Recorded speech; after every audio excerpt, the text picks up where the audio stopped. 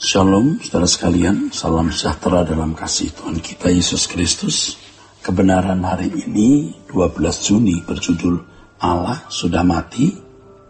Kalau Allah itu benar-benar ada dan hidup, seharusnya kita memiliki pengalaman nyata dengan Dia. Sama seperti realitas hubungan interaksi kita dengan seseorang di dunia ini, demikianlah seharusnya kita berinteraksi dengan Allah. Perjumpaan dengan Allah dalam perjalanan hidup setiap hari haruslah sesuatu yang real, yang berlangsung dalam kehidupan secara wajar dan normal di setiap waktu dalam segala keadaan dan persoalan. Memang untuk itulah Allah hadir dalam kehidupan manusia, Immanuel.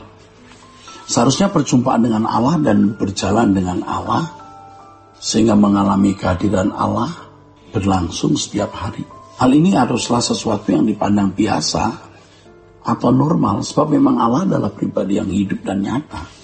Justru kalau memandang perjumpaan dengan Allah dan hidup berjalan dengan Dia adalah sesuatu yang luar biasa,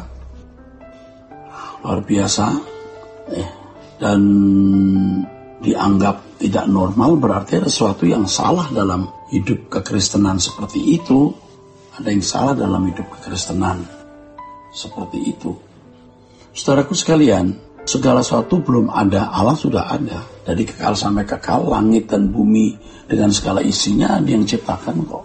Segala sesuatu belum ada, Allah sudah ada. Dari kekal sampai kekal, semua yang ada ini diciptakan oleh Allah. Juga semua makhluk hidup termasuk manusia. Segala sesuatu bisa terjadi atau berlangsung atas kehadiran kuasa dan tatanan Allah. Tentu saja hal ini membuat Allah lebih nyata dari segala sesuatu. Dia adalah realitas di atas segala realitas. Dia adalah realitas yang sejati. Segala sesuatu bisa berubah, berbayang, bahkan lenyap. Tetapi Allah tetap kekal selama-lamanya, tidak berubah dan tidak berbayang sedikit pun. Dengan demikian benar-benar suatu kekacauan kalau sampai Allah menjadi tidak nyata dalam kehidupan. Di dunia yang semakin fasik, di mana orang tidak takut akan Allah dan tidak mempedulikan hukum maupun kehendaknya, Allah semakin tidak nyata dalam kehidupan manusia. Allah seperti sudah mati. Wah, ini fakta yang terjadi hari ini, saudara. Ya, Allah seakan-akan tidak ada, Allah seakan-akan mati. Kalau makhluk ciptaan dalam hal ini manusia yang diciptakan menurut gambar dan rupa Allah, yang merupakan potensi untuk berinteraksi dengan Allah, tidak mengalami Allah, ini berarti ada sesuatu yang benar-benar telah rusak atau keluar dari relnya. Jadi kalau makhluk ciptaannya, dalam hal ini manusia yang diciptakan menurut gambar dan rupa Allah, yang merupakan potensi untuk berinteraksi dengan Allah, tidak mengalami Allah, ini berarti ada sesuatu yang benar-benar telah rusak. Tentu saja kerusakan dan kesalahannya bukan terletak pada Allah, tapi pada pihak manusia. Keselamatan dalam Yesus Kristus hendak memperbaiki kerusakan tersebut dengan mengembalikan manusia ke rancangan Allah yang semula, yaitu persekutuan antara Allah sebagai Bapa dan manusia sebagai anak-anaknya, saudara.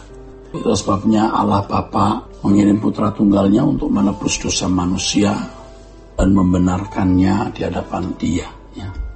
Serta memberitakan Injil yang memuat kebenaran untuk mengubah kodrat manusia. Jadi Allah Bapa mengutus putranya untuk menebus dosa manusia dan membenarkannya di hadapan Dia, serta memberitakan Injil yang memuat kebenaran untuk mengubah kodratnya. Selanjutnya, Dia juga menjadi model atau contoh kehidupan yang Allah kehendaki. Oleh sebab itu orang percaya harus memahami dengan benar maksud keselamatan yang diberikan oleh Allah. Kekristenan bukanlah sekedar agama yang melengkapi kehidupan manusia di bumi, tapi jalan hidup yang mengubah manusia dari kodrat dosa menjadi manusia yang berkodrat ilahi agar dapat berinteraksi dengan Allah secara ideal. Kesalahan banyak orang hari ini mengakibatkan mereka tidak mengalami perubahan kodrat dan tidak pernah memiliki hubungan interaksi dengan Allah.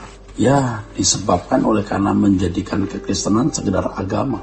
Sehingga banyak orang Kristen yang hanya memiliki pengalaman keberagamaan, tetapi bukan perjumpaan yang benar dengan Allah, serta tidak pernah memiliki pengalaman berjalan dengan Allah. Ini adalah kemerosotan, saudara. dan penyimpangan yang sudah berlangsung berabad-abad. Orang-orang Kristen hari ini hanya mewarisi doktrin dan liturgi, tetapi bukan impartasi kehidupan yang berinteraksi dengan Allah. Apalagi pemimpin-pemimpinnya harus benar-benar memiliki kehidupan yang berinteraksi dengan Allah sehingga dia bisa menularkan atau mengimpartasikan ini kepada jemaat.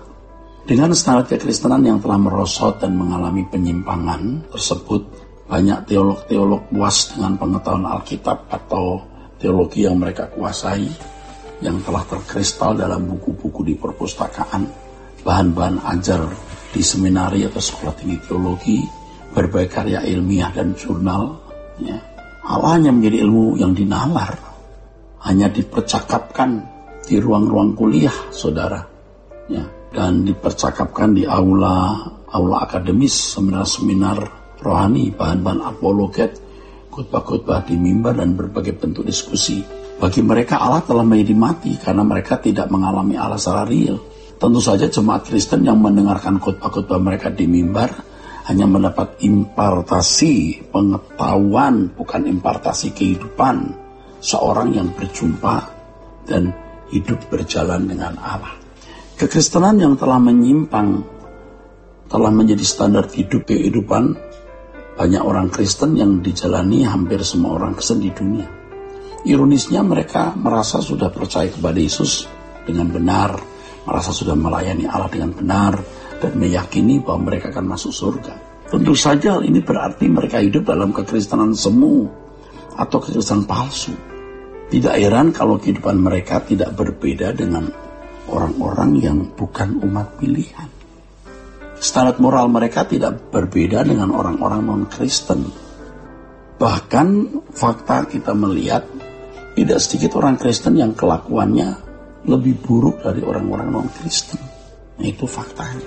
Orang-orang Kristen seperti itu tidak merindukan kerajaan Allah.